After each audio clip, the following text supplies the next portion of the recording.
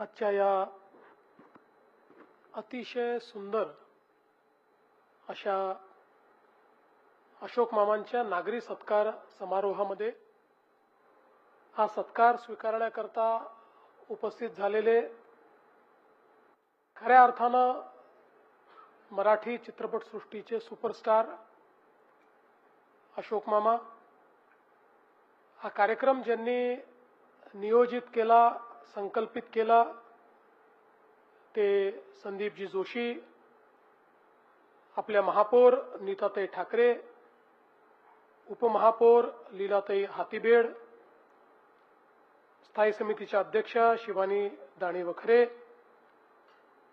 आयुक्त श्री विपिनजी टनकर, सन्माननीय बाल्याभाऊ बोरकर, विदर्भ गौरव प्रतिष्ठानचे अध्यक्ष माननीय गिरीश भाऊ गांधी, ज्यांनी अतिशय सुंदर या ठिकाणी मामांची मुलाखत घेतली, ते पुष्कर श्रोत्री, या ठिकाणी उपस्थित चरणसिंग ठाकूरजी, विलास डांगरेजी, डॉक्टर चंद्रशेखर मेश्रामजी, दयाशंकर तिवारीजी, डॉक्टर शीतल महाजन, या ठिकाणी उपस्थित सर्व मान्यवर भगिनी आणि बंधूंनो, आपल्या सर्वांकरता हा भाग्याचा दिवस आहे की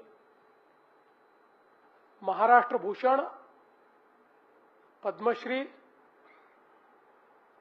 आणि कित्येक विविध पुरस्कारांनी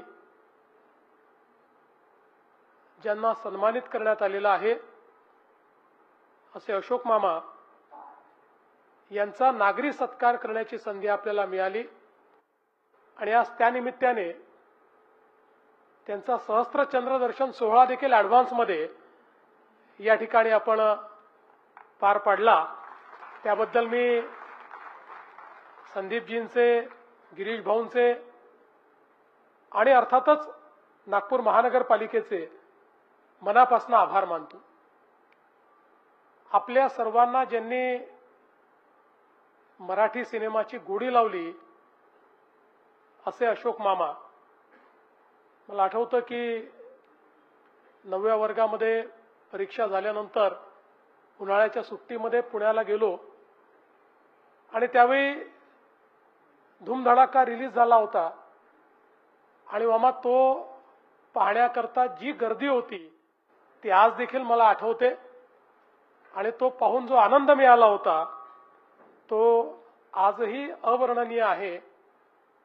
मी तर असं म्हणेन की आजचा सत्कार हा केवळ मामांचा व्यक्ती म्हणून सत्कार नाहीये, ज्या कोट्यावधी लोकांच्या जीवनात मामांनी आनंद तयार केला त्या आनंदाचा आज आपण सत्कार केला।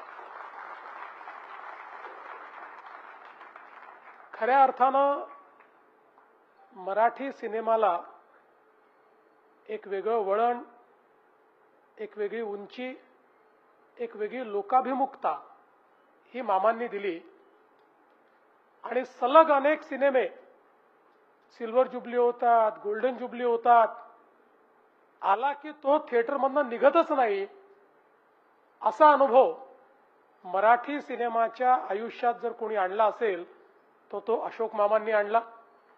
मग अशोक मामा असतील, लक्ष्मीकांत बेर्डे असतील, सचिनजी असतील, या सगळ्यांनी आणि अर्थातच निवेदिताताईंचंही नाव घ्यावंच लागेल, या सगळ्यांनी जे निखळ मनोरंजन आपलं केलंय, कधी कधी मामांकडे पाहून असं वाटतं की ईश्वराने ज्यावेळेस मनुष्याचं प्रारब्ध लिहिलं आणि लिहिल्यानंतर जरा त्यांनी त्याचं अवलोकन केलं असेल आणि अवलोकन केल्यावर त्यांच्या लक्षात आलं असेल की अरे मनुष्याला तर फारच दुःख दिलं आपण जीवनामध्ये, खूप संघर्ष दिला आपण जीवनामध्ये, आणि मग त्या मनुष्याच्या जीवनात काहीतरी आनंद तयार झाला पाहिजे म्हणून अशोक मामांसारख्या व्यक्तींना जन्म देण्याचं काम हे ईश्वराने केलं।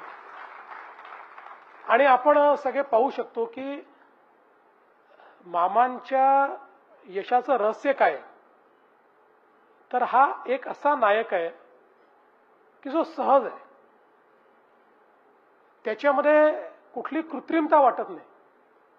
सहजतेनं कुठलीही भूमिका करणारे मामा आणि आपला जो मराठी माणूस आहे हा वास्तविकतेत जगणारा आहे. तो स्वप्नातही वास्तविकतेत असतो आणि त्यामुळे त्या मराठी माणसाला मामांनी साकारलेल्या नायकामध्ये स्वतःचं अस्तित्व दिसलं. ते संघर्ष दिसले, ती वास्तविकता दिसली, त्या मर्यादा दिसल्या, त्या क्षमता दिसल्या, ते दुःख दिसलं, त्या सगळ्या गोष्टी, तो आनंद दिसला की जे एखाद्या सामान्य माणसाच्या जीवनामध्ये जे काही असतं ती प्रत्येक गोष्ट सहजतेने आपल्या नायकात देखील आपल्याला पाहायला मिळावी आणि असं वाटावं की आपल्यासारखाच आपला नायक आहे. हे जे काही मामांनी साकारलं ते मला असं वाटतं की खऱ्या अर्थानं मराठी माणसाला भावलं आणि त्यातून मामा हे खऱ्या अर्थानं आपल्या सगळ्यांच्या मनामध्ये सुपरस्टार झाले. आणि मग जे त्यांनी धडाका लावला वेगवेगळ्या सिनेमांच्या माध्यमातून त्या ठिकाणी त्यांनी जो काही आनंद आपल्याला दिला तो खरोखर मला असं वाटतं की अवर्णनीय अशा प्रकारचा आनंद आहे. अशी ही बनवाबनवी असेल किंवा पांडू हवालदार तर होताच, पण त्याच्यासोबत सखाराम हवालदार देखील आला आणि दोन्ही पिक्चरची किंवा सिनेमांची पात्र आणि त्याच्यातली अभिव्यक्ती म्हणजे मगाशी तुम्ही खूप चांगला प्रश्न एक आपल्याला विचारला की दादा कोंडकेंमध्ये आणि नंतरच्या या सिनेमामध्ये मला असं वाटतं की खूप सुंदर प्रश्न होता की कशा पद्धतीनं हास्यरस हा बदलत गेला, त्याची पद्धती बदलत गेली हे आपण खऱ्या अर्थानं बघितलं आणि एक वेगळं वळण या सगळ्या गोष्टींना देण्याचं काम हे मामांनी त्या ठिकाणी केलं. आणि अगदी एक डाव भूताचा मधला कनवाळू भूत जो मास्तुरेला किती सुंदर पद्धतीनं प्रेमानं त्या ठिकाणी आवाज देतो अशा प्रकारचा तो जो भूत तोही जो काही मामांनी ते सगळी जी पात्र साकारली.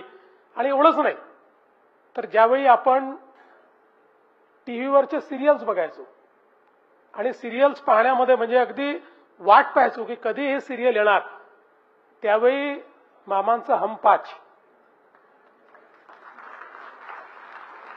ती फोटोमधली आई मामांच्या 5 अर्काट मुली हे जे हास्य निर्माण करायचं मला असं वाटतं की तशी सिरियल्स किंवा तशा प्रकारच्या मालिका आज कदाचित आपल्याला पाहायला मिळत नाही. इतकं सहजतेनं जीवनातल्या गोष्टींनी आनंद निर्माण होणं, त्यातनं हास्यरस निर्माण होणं हे आपल्याला त्याच्यातनं पाहायला मिळायचं. आणि म्हणून वेगवेगळ्या मामांनी मराठीसोबत हिंदी सिनेमांमध्ये देखील भरपूर काम केलं. अगदी वेगवेगळे जे सिनेमे आहेत त्या सिनेमांमध्ये काम करत असताना भले त्या सिनेमाचे हिरो कोणी वेगवेगळे असतील पण मामांची जी भूमिका होती त्यात मामांनी आपलं वेगळेपण येत्या हिंदी सिनेमामध्ये देखील प्रत्यक्ष आपल्या समोर हे निश्चितपणे दाखवून दिलं. आणि अर्थातच नाटकं ही तर मामांनी सांगितलं की पहिलं प्रेम हे त्यांचं नाटक आणि त्यामुळे मगाशी सांगितलं की 12 वर्षानंतर त्यांनी पुन्हा नाटक सुरू केलं. हमीदाबाई की कोठी सारखं नाटक असेल किंवा या ठिकाणी व्हॅक्यूम क्लीनर असेल अशी वेगवेगळी नाटकं की ज्या नाटकांच्या माध्यमातून मामांनी रंगभूमीची सेवा तर केलीच पण मला असं वाटतं की हे जे वेगळेपण आहे आणि हे आजही मराठी कलाकारांनी जपलंय की आजही या ठिकाणी कदाचित सिनेमात काम करणारे नट हे अधिक पॉप्युलर होत असतील, अधिक प्रसिद्ध होत असतील, पण तरी देखील त्यातल्या प्रत्येकाला अभिमान सिनेमात काम करतो याचा नाही आहे, मराठी रंगभूमीवर मी काम करतो याचा अभिमान अधिक आहे. हे आमच्या मराठी कलावंतांनी या ठिकाणी जपलंय.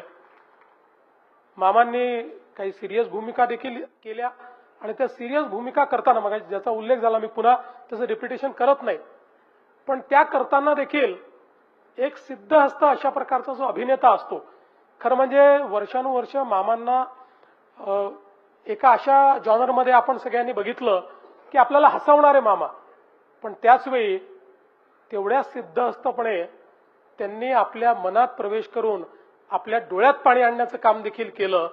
ही खऱ्या अर्थानं एक अभिनेता म्हणून त्यांची जी वर्सेटॅलिटी आहे, सर्व प्रकारचं काम करण्याची जी काही त्यांची क्षमता आहे, ती क्षमता आपण त्या निमित्ताने बघितली.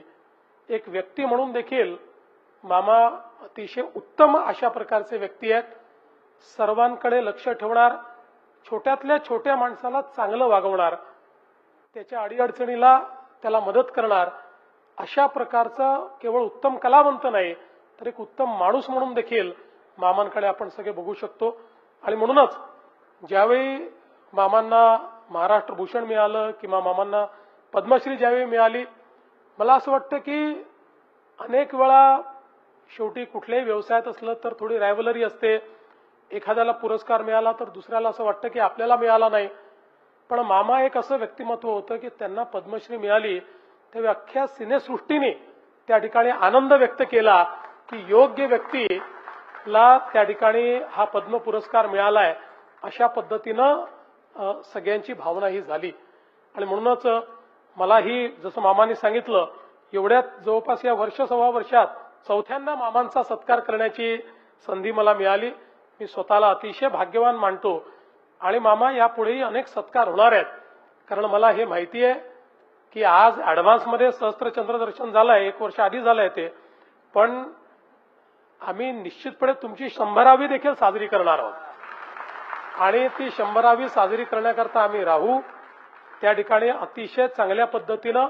आणि त्याही दिवशी म्हणजे आज बघा पुष्करजी, तुम्ही जो या ठिकाणी त्यांचं जी मुलाखत घेतली, त्या मुलाखतीनेही किती आम्हाला आनंद दिला, किती आमचं मनोरंजन केलं, कधी आम्हाला अंतर्मुख केलं, कधी आम्हाला अतिशय हसवलं. या व्यक्तिमत्वातच असं काहीतरी आहे की ज्याला पाहिल्याबरोबर आपल्याला प्रसन्न वाटावं आणि छान आजचा दिवस चांगला जाणार, अशा पद्धतीचं हे व्यक्तिमत्व. त्यामुळे निश्चितपणे ईश्वराने मामांना खूप दीर्घ आयुष्य द्यावं, उत्तम आरोग्य द्यावं. आणि मामा, तुम्ही आता ठरवलंय सिनेमे करणार आहात, पण मला विश्वास आहे 5-7 वर्षांनी पुन्हा नाटकात तुम्ही उतरले नाही तर माझं नाव बदला. तुम्हाला ती खुमखुमी येणार आणि तुम्ही रंगभूमीवर पुन्हा दिसणार आणि आम्ही ते नाटक पाहायला येणार, हे या ठिकाणी सांगतो. पुन्हा एकदा महापौरजी, आपलं महानगरपालिकेचं मनापासून मी अभिनंदन करतो. कारण शेवटी नागरी सत्कार ज्यावेळेस आपण करतो, तो नागरी सत्कार हा महापालिकेने करायचा असतो. त्यामुळे महापालिकेने हा पुढाकार घेतला. आणि अर्थातच मी संदीपजींचे अतिशय मनापासून या ठिकाणी त्यांचं अभिनंदन करतो. वेगवेगळे कार्यक्रम कल्पकतेनं ते सातत्याने करत असतात. आणि हा कार्यक्रम तर इतका सुंदर कार्यक्रम आहे की ज्यामुळे म्हणजे त्यांचा जेव्हा फोन आला तर मी त्यांना सांगितलंच, म्हटलं तुम्ही तारीख कुठली ठरवा, जी तारीख ठरवाल त्या तारखेला मी त्या ठिकाणी येईल. आणि आज या ठिकाणी येण्याची संधी मिळाली, त्यांचे मनापासून आभार मानतो आणि माझे 2 शब्द संपवतो. धन्यवाद. जय हिंद.